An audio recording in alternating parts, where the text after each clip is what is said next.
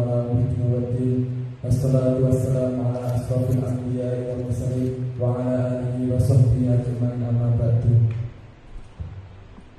Pertama-tama kita panjatkan puja syukur atas kehadirat Allah Subhanahu wa taala sehingga kita dapat berkumpul di majelis yang insyaallah diberkahi oleh Allah. Yang kedua kalinya salawat serta salam tetap terlimpah curahkan pada junjungan kita Nabi besar Nabi Muhammad SAW yang kita nantikan syafaatnya mulai hari ini terlebih nanti di yaumul qiyamah. Allahumma amin.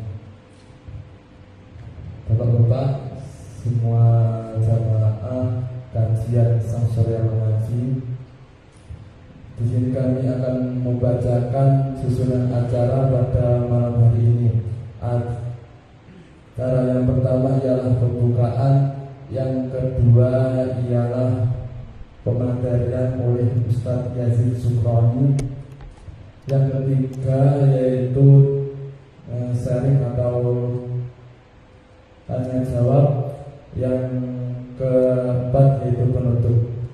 Untuk mempersingkat acara pada malam hari ini, mari kita buka acara pada malam hari ini dengan bacaan surat Al-Fatihah. Al-Fatihah.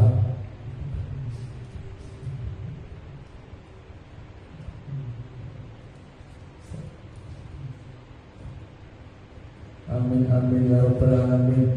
Acara yang selanjutnya ialah acara inti kajian Sang Surya Mengaji dengan tema Sirah Nabawiyah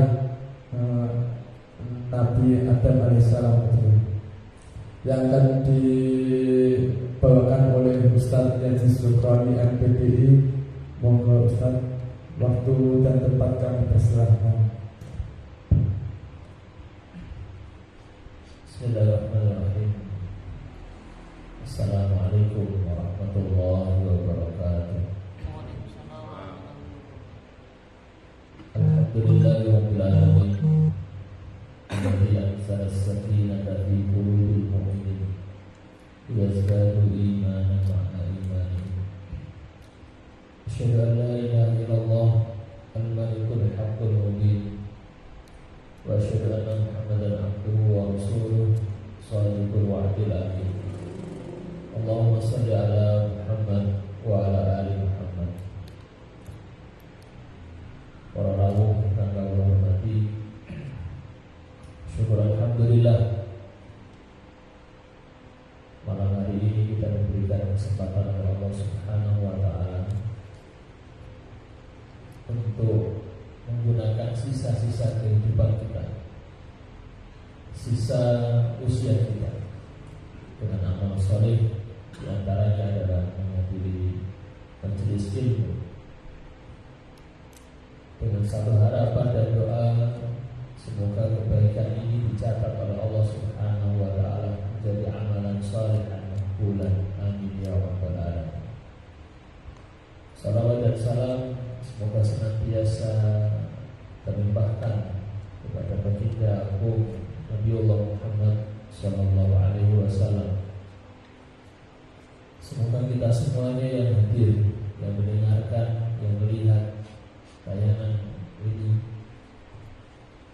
termasuk umat di antara umat Rasulullah sallallahu alaihi wasallam yang mendapatkan syafaat dari beliau. Amin ya rabbal alamin.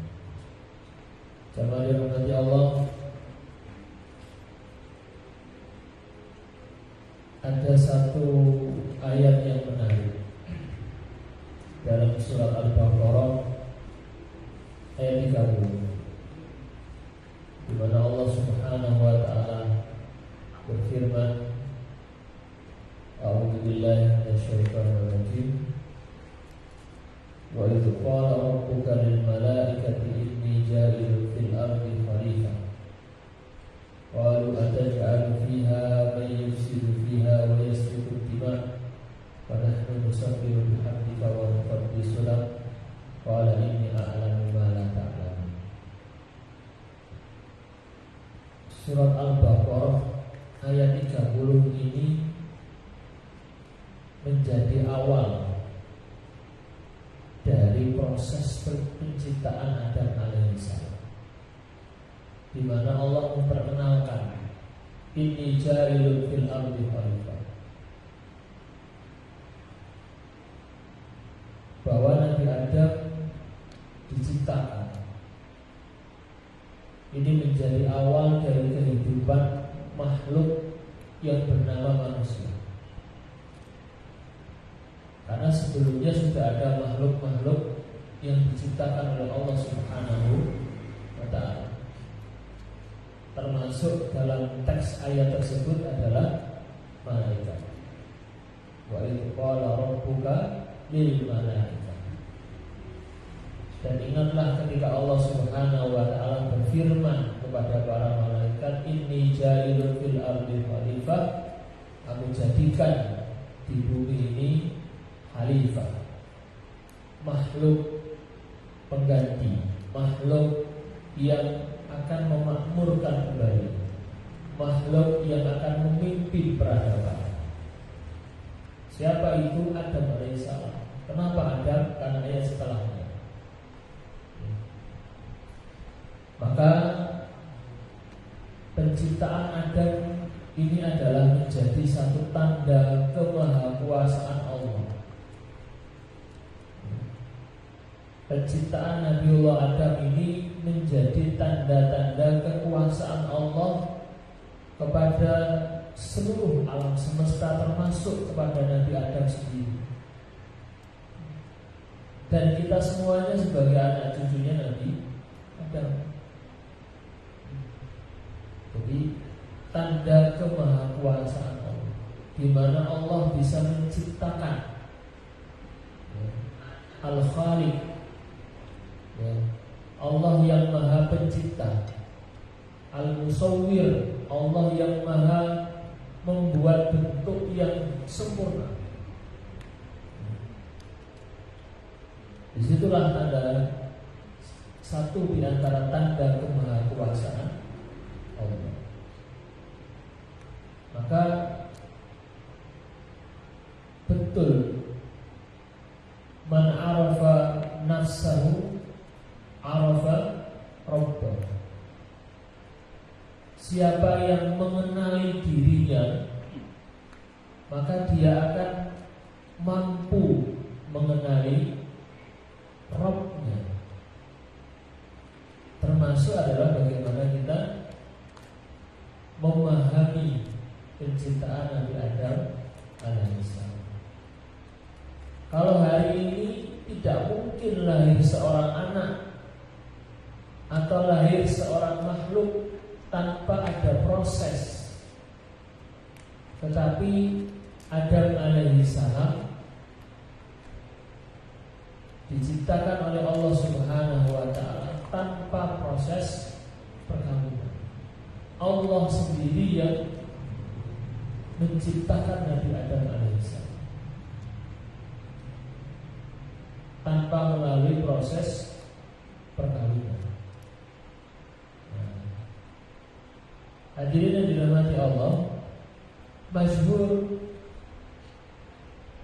bahwa Nabi Adam alaihissalam diciptakan oleh Allah Subhanahu wa ta'ala min tin. Hal tersebut dapat kita temukan, dapat kita jumpai dari dialog iblis yang tidak mau sujud kepada Adam. Khalaqtani min nar wa khalaqtahu min tin. Wahai Allah, kenapa saya harus sujud kepada Adam, sementara saya diciptakan dari api dan dia, Adam, engkau ciptakan hanya dari sebuah tanah. Yang anggapan iblis bahwa api itu lebih mulia, api itu lebih terhormat dibandingkan tanah.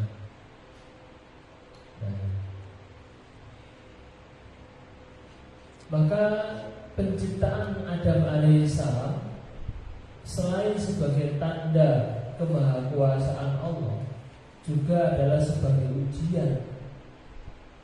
Ujian bagi siapa? ujian bagi Nabi Adam sendiri, ujian bagi makhluk yang lainnya. Di antaranya adalah para malaikat dan iblis. Di mana ketika Allah menyerukan untuk sujud, fasajadu, maka seluruh malaikat itu mematuhi perintah Allah, illa iblis, kecuali iblis. Jadi keberadaan Adam, Nabi Adam alaihissalam adalah sebagai bentuk ujian. Di mana letak ujiannya untuk diri Nabi Adam sendiri? Ketika Nabi Adam dilarang oleh Allah Subhanahu wa taala untuk mendekati pohon. Wala taqrab hadhihi syajarah. Jangan mendekati pohon ini. Maka ini adalah ujian bagi Nabi dan ujian bagi anak keturunan Adam. Orang itu gampang menyelesaikan ujian di luar dirinya. Nuwun sewu. Misalnya kita dapat ujian di luar diri kita, itu mudah untuk kita selesaikan. Misalnya kalau lingkungannya rusuh gitu ya, kerja bakti selesai, maka lingkungan itu akan bersih. Banyak nyamuk,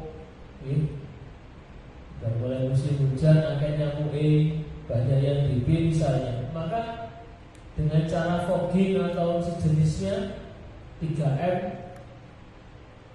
masalah itu bisa diminimalisir. Tetapi sangat susah ketika permasalahan itu ada dalam diri kita sendiri. Kalau kita punya masalah yang berkaitan dengan diri kita, kadang-kadang kita kalah. Kita tidak bisa menyelesaikan permasalahan dalam diri kita. Contoh, kita punya sifat tidak pede. Apa? Tidak pede, insecure, kata Masih. Tidak pede, tidak percaya diri. Kadang-kadang justru malah kita belani sifat itu.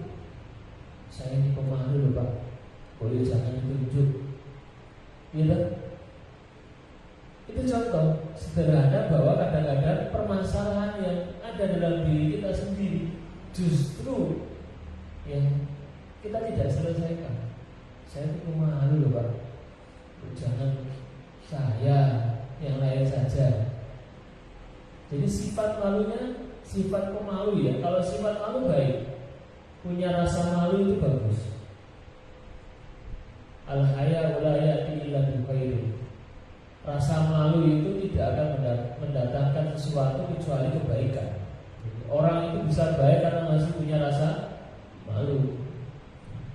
Contoh misalkan hari ini kita berpakaian. Kenapa berpakaian? Nah, karena malu. Jenengan tak lambe itu isin gitu loh.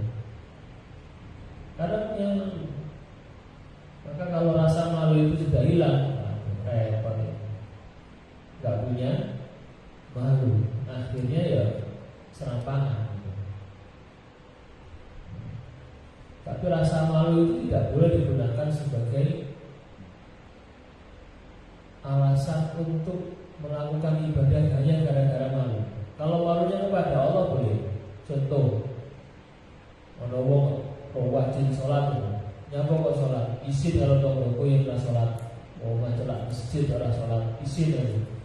Maka rasa malu seperti ini tidak baik. Kenapa? Karena menjadi sebab ibadah, bukan karena kepada Allah, tapi kepada manusia. Nanti jatuhnya ke riya. Ya, riya itu ingin dilihat, ingin dinilai oleh orang lain. Oh, rajin jamaah. Jangan dirahmati Allah, kembali lagi. Jadi penciptaan Nabi Adam ini menjadi satu kemahakuasaan Allah Subhanahu wa taala di semesta ini. Maka saya kurang sepakat dengan satu teori namanya teori evolusi. Kenapa? teori evolusi yang disampaikan oleh Darwin menyampaikan bahwa manusia itu adalah hasil evolusi dari makhluk yang sudah ada yang bernama kera. Semuanya tidak sepakat. Kenapa? Ya manusia itu dari Adam. Nabi Adam alaihissalam yang diciptakan oleh Allah Subhanahu wa taala secara langsung tanpa melalui proses perkawinan. Jadi ada beberapa makhluk yang tidak melalui proses perkawinan. Hal ini pernah ditanyakan oleh kepada sahabat Ali bin Abi Thalib. Ada seorang Yahudi tanya, sebutkan makhluk yang tidak punya bapak, tidak punya ibu. Sudah Pak. Satu Nabi Adam. Dua jin. Malaikat. Yang kedua adalah ular tongkatnya Nabi Musa. Ular dari perubahan dari tongkat Nabi Musa punya tongkat diuncalnya dari ular. Gila. Yang ketiga adalah ontanya Sinten Nabi Soleh. Itu kalau dulu kita pernah lihat film Prasakti itu kan meletek ke watu. Ontanya Nabi Soleh itu meletek ke watu. Ini meletek ke watu. Watu meletek metu untone. Jadi Prasakti itu ya apa? Golek sangat. Golek sangat. Itu diantara makhluk yang muncul secara tiba-tiba, atau tanpa melalui proses perkawinan. Zaman dirahmati Allah. Nah, yang menarik adalah kalimat khalifah. Biasanya khalifah artinya apa, Pak? Pemimpin. Gitu. Dan tidak salah ketika khalifah itu diartikan sebagai pemimpin. Tetapi makna yang kedua dari kata khalifah adalah pengganti. Apa Pak? Sing genteni ini khalifah. Contoh, sahabat dari Kanjeng Nabi sedo, sinten sing genteni? Sinten sing genteni Pak? Sahabat itu Abu Bakar. Sebutannya apa Pak Abu Bakar? Nalikane genteni Kanjeng Nabi tadi pemimpin umat saat itu. Sebutannya Khalifatur Rasul.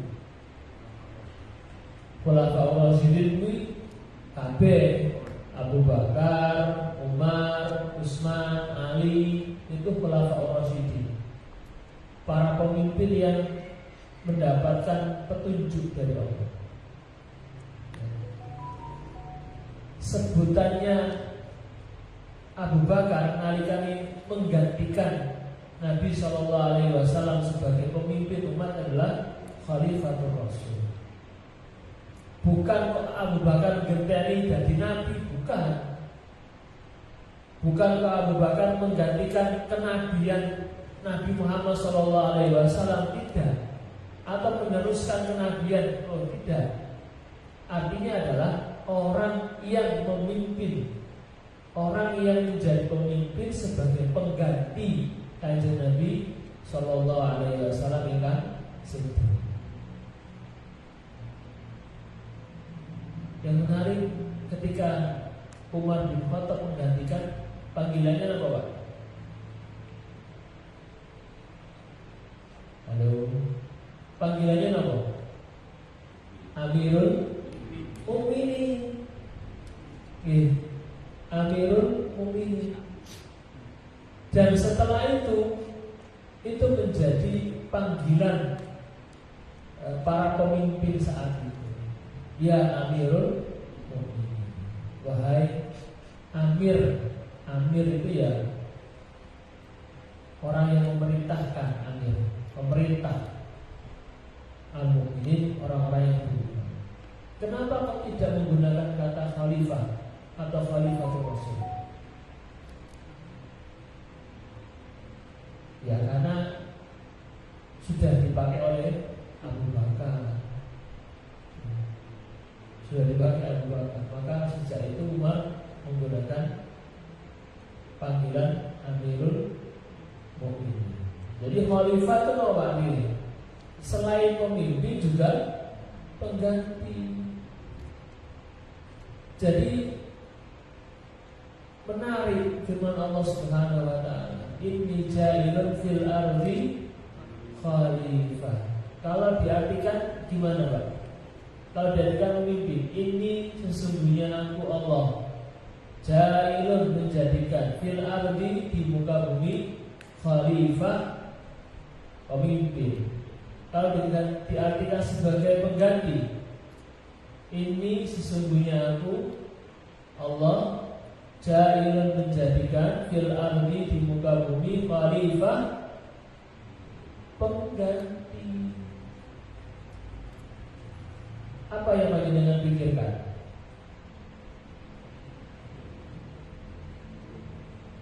Dengan kata pengganti, berarti sadurunge wis ada, sebelumnya sudah ada.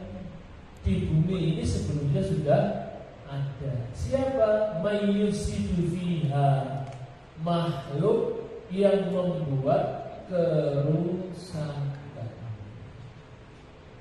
Maka Nabi Adam diciptakan sebagai pengganti agar tidak membuat kerusakan.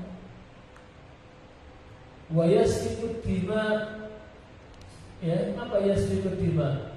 Menumpahkan darah. Sebelum Nabi Adam ada makhluk yang hobinya menumpahkan darah, berperang artinya, bertikai, bermusuhan. Wa yasfikud dima. Jadi sebelum Nabi Adam itu sudah ada makhluk, sudah ada peradaban. Tapi peradabannya itu peradaban yang rusak. Peradabannya itu adalah peradaban yang dihasilkan dari pertumpahan darah, peperangan, kebencian. Nabi Adam diciptakan untuk menggantikan, agar tidak ada kerusakan, tidak ada pertumpahan darah. Jadi khalifah mengganti, diganti. Misalkan kalau hari ini catnya warnanya apa ini? Krem. Terus diganti jadi warna coklat. Berarti warna kremnya sudah tidak ada, tertutup. Dalam hari ini ya, Allah menginginkan bumi ini dijaga dengan baik. Allah menginginkan peradaban yang muncul tidak dihasilkan dari sebuah peperangan. Maka ada satu hadis qudsi yang mungkin kita hafal semuanya. Sesungguhnya Allah mengharamkan kezaliman untuk dirinya sendiri. Kemudian perintahnya apa? Fala tadzalam. Wahai anak cucunya Adam, jangan engkau saling menzalimi. Kenapa? Karena kezaliman itu adalah awal dari kerusakan. Baik zalim kepada dirinya sendiri maupun zalim kepada yang lain. Apa zalim itu? Ibnu Athir itu menyampaikan zalim itu ada dua. Yang paling tinggi itu adalah kejahatan, segala bentuk kejahatan. Yang kedua, segala sesuatu yang melampaui semuanya punya batasan. Saya punya batasan. Panjenengan semuanya punya batasan. Contoh, sing dadi guru ada batasannya. Apa itu? Aturan yang ada di dalam sekolah. Harus datang jam sekian, masuk jam sekian, pulang jam sekian. Maka itu adalah batasannya. Termasuk saya, kita semuanya punya batasan. Maka segala sesuatu yang melampaui batas itu adalah kezaliman. Fala tadzalimu, jangan melampaui batas. Nah ini kembali di antara yang dilampaui ya oleh umat sebelum Nabi Adam apa? Yufsidu fiha, membuat kerusakan. Wa yasfiku dima, di antaranya adalah hobi suka gandrung dalam rangka apa? Menumpahkan darah, perang, haus darah. Maka Nabi Adam diciptakan untuk menggantikan itu. Lah sekarang kok anak cucunya Adam kok senangannya ngerusai bumi, maka sudah tidak sesuai dengan apa yang menjadi tujuan penciptaan. Anak keturunan Adam kok malah hobi berperang, hobi membuat permusuhan, maka sudah tidak sesuai dengan tujuan penciptaan. Loh Pak, dalam sirah Nabi kan sering perang, gimana bagi? Tetapi perlu diketahui semuanya, perangnya Nabi itu adalah untuk mempertahankan. Untuk apa Pak? Mempertahankan, bukan dalam rangka menyerang. Kalau istilah bola apa? Defensif. Bukan ofensif. Kalau ofensif menyerang. Perang Uhud itu defensif, perang Badar itu defensif. Maka panjenengan biasa ini, perang Badar berapa orang? Melawan berapa? 313 melawan 1000. Nabi dengan sahabatnya total itu 313 melawan 1000. Satu orang harus menghadapi 3 orang, harus melawan 3. Kira-kira yang defensif yang mana? Sedikit. Yang sedikit. Karena memang datang itu tidak untuk berperang. Kudanya itu hanya 2 ekor. Perang Badar yang begitu heroik Pak, yang bawa kudanya 2. Padahal ada 313, ontanya 70. Maka satu orang itu satu hewan tunggangan dinaiki 3-4 orang. Goncengan, orang polisi itu supir pelanggaran, kanggo helm. Ya. Jadi perangnya Nabi itu defensif, mempertahankan diri. Karena diserang, masa iya menengahi. Maka kewajibannya adalah mempertahankan diri.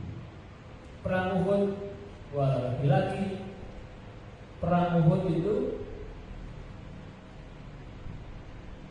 700 orang ya, mengawal Nabi 3000.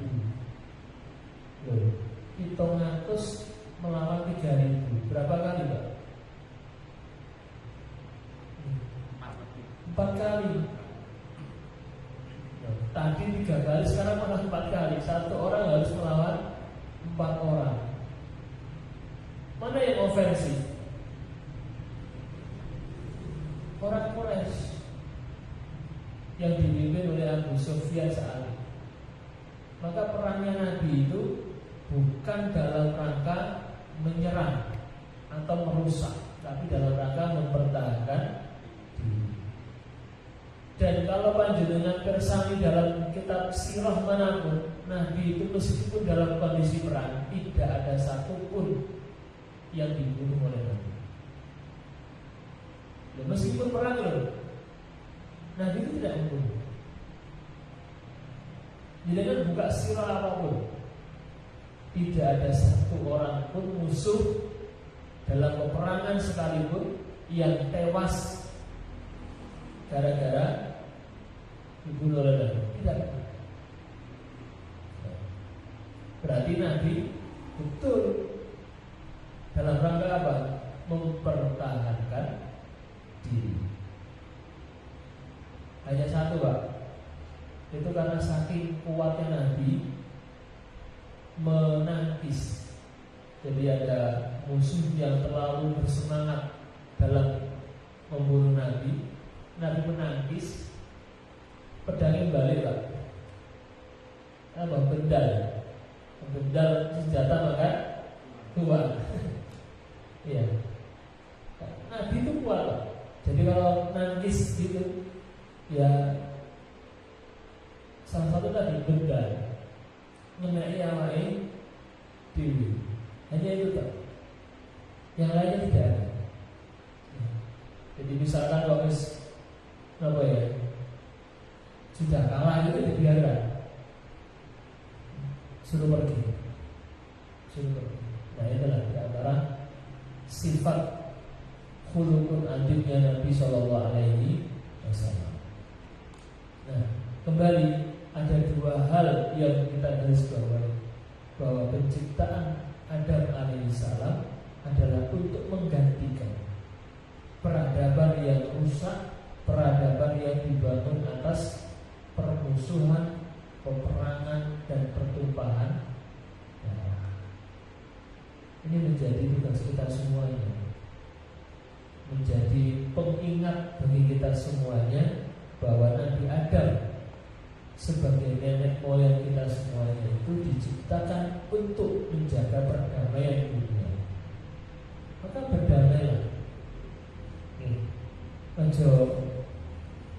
Jangan merusak bumi dan jangan menebar permusuhan. Jangan menebar permusuhan. Nabi itu sudah Masya Allah dimusuhi orang-orang Quraisy, dan pada akhirnya orang-orang Quraisy menjadi para pengikutnya Nabi. Saya kasih contoh di antara sahabat, saya katakan sahabat.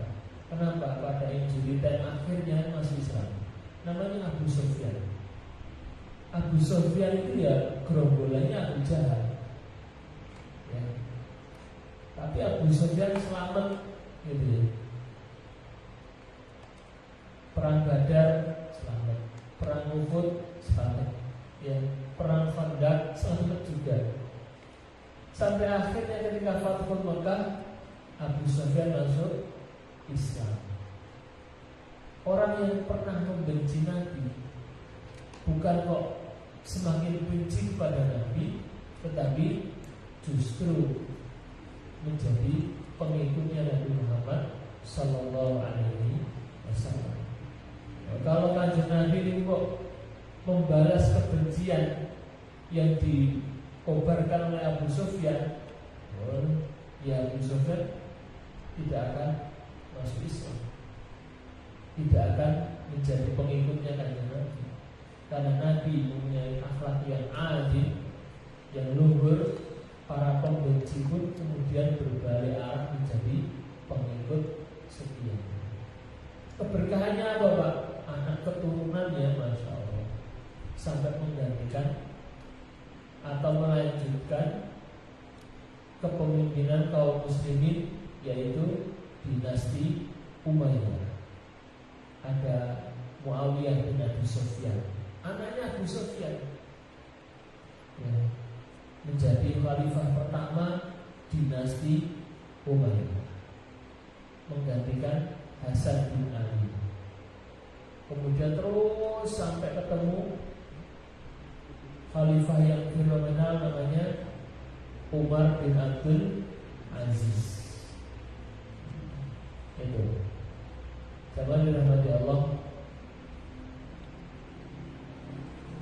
Adam sekali lagi diceritakan sebagai wujud kemahakuasaan Allah, sekaligus sebagai ujian bagi kita semua, ya. Bagi Nabi Adam sendiri, bagi makhluk-makhluk yang lainnya sebagai ujian keimanan. Maka banyak kisah-kisah menarik dari Nabi Adam alaihissalam. Di antaranya adalah Nabi Adam. Kenapa Nabi Adam dalam Al-Baqarah kelanjutan dari ayat yang kami sampaikan tadi itu diberikan kesempatan untuk masuk surga, sementara dalam ayat 30 Allah menyampaikan inni ja'ilun fil ardi khalifah, aku jadikan Adam di muka bumi sebagai khalifah. Apakah Nabi Adam langsung ke bumi? Tidak. Nabi Adam diberikan kesempatan oleh Allah merasakan surga. Gini apa gini? Nabi Adam diberikan kesempatan Allah untuk melihat, merasakan, menikmati kenikmatan surga.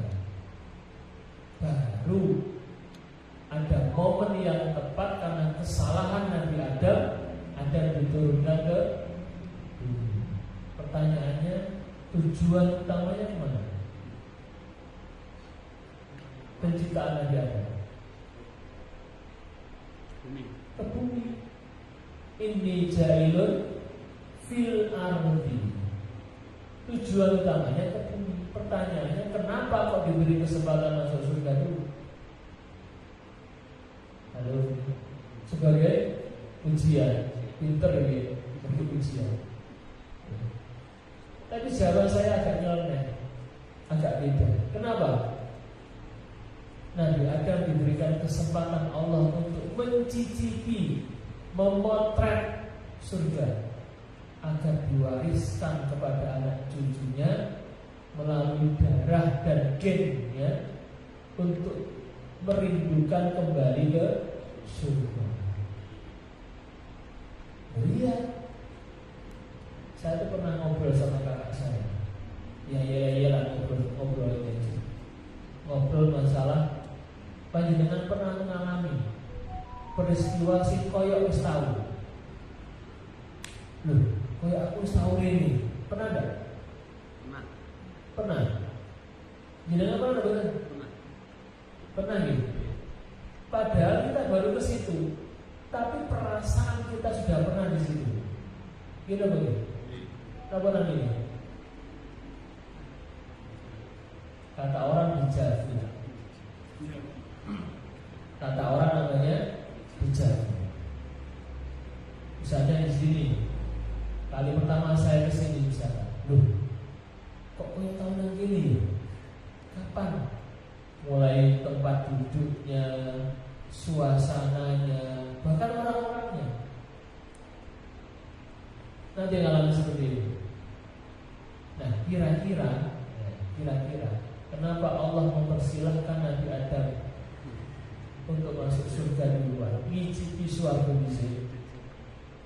Meskipun nantinya bakal ke bumi. Ya gambarnya makan buah kuldi atau tidak ya bangga ke bumi.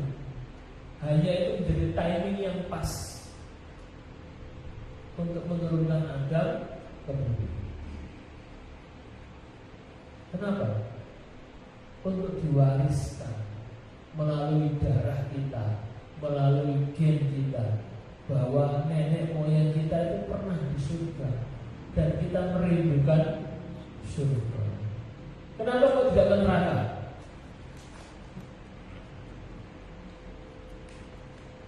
Maka kerinduan itu lebih kuat dibandingkan rasa takut. Rasa rindu itu lebih kuat daripada hanya sekedar rasa takut. Contoh, panjenengan mami sampun berkeluarga, dia panjenengan beberapa hari harus keluar kota, tugas pekerjaan, kangen sama anak dan istri dan keluarga, maka apapun resiko di jalan, mau uyel-uyelan, mau berdiri naik bis dari Jakarta sampai Ponorogo, gak masalah. Sing penting wero anak lucu. Kita begini, kerinduan itu lebih kuat daripada hanya sekedar rasa takut. Kapan kau ngadep Ponorogo Jakarta gampang. Kalau rasa takut, waduh ya Allah, bang, gak oleh tiket. Engkau udah ngadep nang bis ya Allah. Engkau misalnya lesu ning bis, sopo sing dodol panganan. Misalnya museum, karena pengen pipis itu ya Allah, sedemikian panjangnya perjalanan. Maka rasa takut itu semuanya hilang. Kenapa? Gara-gara rasa rindu. Maka Allah menciptakan Adam, diberikan kesempatan untuk masuk ke dalam surga agar diwariskan. Makanya kerinduan kita itu adalah kerinduan surgawi. Jadi salah satu hikmah ya, bukan jawaban pasti. Salah satu bentuk hikmah dari satu ayat yang Allah Subhanahu wa taala sampaikan. Saya kira masih sangat banyak bisa mengenal di Adam. Monggo di antara jamaah sekalian barangkali ada yang mau tanya.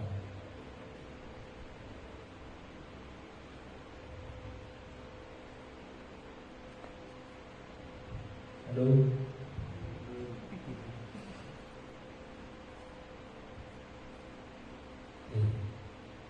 Poin yang terakhir, Nabi Adam itu diberi nama Adam, yang artinya kalau dalam bahasa Arab Adam itu artinya tidak ada. Adam itu artinya tidak ada. Sesuatu yang berawal dari sebuah ketiadaan. Maka kalau hari ini kita menjadi anak cucunya Adam, punya ini, punya itu, dapat ini, dapat itu, ingat kita itu anak cucunya Nabi Adam yang berawal dari sebuah ketiadaan. Maka jangan sombong. Kalau dititipi harta, jangan sombong. Kalau dititipi jabatan, jangan sombong. Kalau dititipi apapun, jangan sombong. Kenapa? Karena sejatinya diri kita sendiri ini adalah berawal dari sebuah ketiadaan. Maka ini menjadi monumen. Ya. Dititipi ilmu, jangan sombong. Kenapa? Ya diri kita saja itu berawal dari sebuah ketiadaan dan akan kembali menjadi tidak ada. Maka manusia pertama diberi nama Adam, manusia yang berasal dari sebuah ketiadaan. Zaman Nabi Allah, demikian hikmah-hikmah dari sirah nabawiyah Nabi Adam alaihissalam yang mungkin baru sedikit. Semoga yang sedikit ini bermanfaat untuk saya pribadi dan kita semuanya, menjadi ilmu yang bermanfaat untuk kita semuanya. Amin amin amin ya rabbal alamin. Saya akhiri. Nasrullah wa barakatuh. Assalamualaikum warahmatullahi wabarakatuh. Waalaikumsalam. Memasuki acara yang selanjutnya, yaitu diskusi atau pertanyaan. Mungkin dari konco-konco Samsuriah Mengaji, mungkin ada yang ingin ditanyakan dari pemateri yang Ustaz Aziz. Monggo.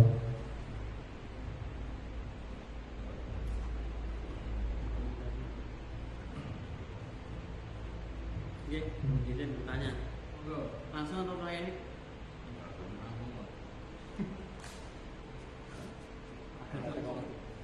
Iya, mohon izin Ustaz. Ini mungkin dikatakan sederhana ya sederhana, tapi kadang kalau ditanya anak kecil itu ya perlu jawaban yang lebih rasional biar bisa menjawab. Kadang ngajar TPK atau apa itu kan timbul saat pertanyaan. Yang pertama, ada yang menanyakan Nabi Nabi Adam mana manusia purba itu bulan mana? Itu kan kadang bertanya-tanya. Iya. Apalagi kan kita sejak SD itu kan belajar IPS ya. Sejarah itu kan itu aja yang disinggung. Nah kita kan untuk biar klop atau biar tidak bingung itu seperti apa? Oke, terima kasih. Ya memang kurikulum yang ada di sekolah khususnya sejarah atau lebih tepatnya di antropologi itu banyak konten-konten yang menurut saya secara pribadi masih membingungkan. Di antaranya adalah keberadaan manusia purba. Ngawi ini menjadi salah satu spot di mana ditemukan banyak kerangka-kerangka fosil-fosil manusia purba, mulai dari Pithecanthropus dan sebagainya itu sampai Homo sapiens itu tersebar ya di Jawa ini, Mojokerto dan sebagainya. Saya masih ingat betul ada namanya Mojokertoensis gitu, ketika dulu belajar di SMA. Ya, Homo sapiens Mojokertoensis kalau nggak salah. Mana yang terlebih dahulu antara makhluk purba yang seperti kami sebutkan tadi itu atau Nabi Adam? Yang pertama, kita meyakini bahwa kalam Allah Subhanahu wa Ta'ala itu adalah informasi yang paling akurat. Dia bahwa manusia yang pertama diciptakan oleh Allah dalam kondisi sempurna, bukan melalui evolusi. Dari mana kita bisa mengambil kesimpulan itu? Allah berfirman, laqad khalaqnal insana fi ahsani taqwim. Artinya manusia diciptakan Allah mulai dari pertama kali penciptaannya itu sudah dalam kondisi sempurna, sudah dalam kondisi ideal, bukan dalam proses evolusi. Iya, bukan. Fi ahsani taqwim, sebaik-baik tahapan penciptaan. Berarti sudah sempurna tahapannya. Bukan prototipe, bukan. Apalagi baru draft, bukan. Ya, ini satu. Yang kedua, bagaimana tentang eksistensi makhluk-makhluk tadi itu, mulai dari Pithecanthropus dan sebagainya. Yang pertama, bisa jadi ya. Kalau saya meyakini bahwa mereka adalah bagian dari makhluk sebelum Nabi Adam, atau makhluk lain selain manusia. Itu ya, makhluk lain selain manusia yang menyerupai manusia, tapi bukan manusia. Meskipun mohon maaf punya tangan, punya kaki, punya otak, punya organ yang mirip dengan manusia. Loh, kalau dalilnya adalah karena mereka punya tangan, ya monyet juga punya tangan. Kalau dalilnya punya kaki, ya sapi juga punya kaki. Kalau dalilnya itu punya otak, ayam itu loh punya otak. Itu.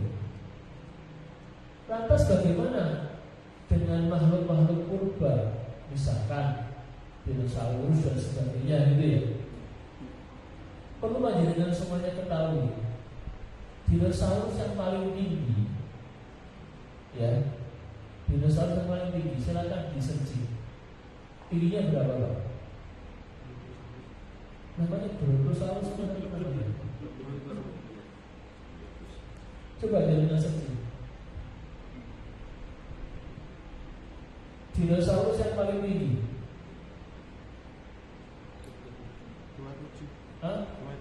27 meter. Nabi Adam diciptakan oleh Allah Subhanahu wa Ta'ala 60 hasta. Sekali lagi, hastanya itu bukan hasta saya. Hasta saya ini kecil atau pendek. Hasta orang yang menyampaikan siapa? Nabi Muhammad Sallallahu Alaihi Wasallam.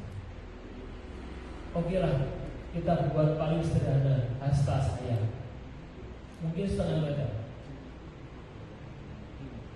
Maka tingginya Nabi Adam kurang lebih 30 meter.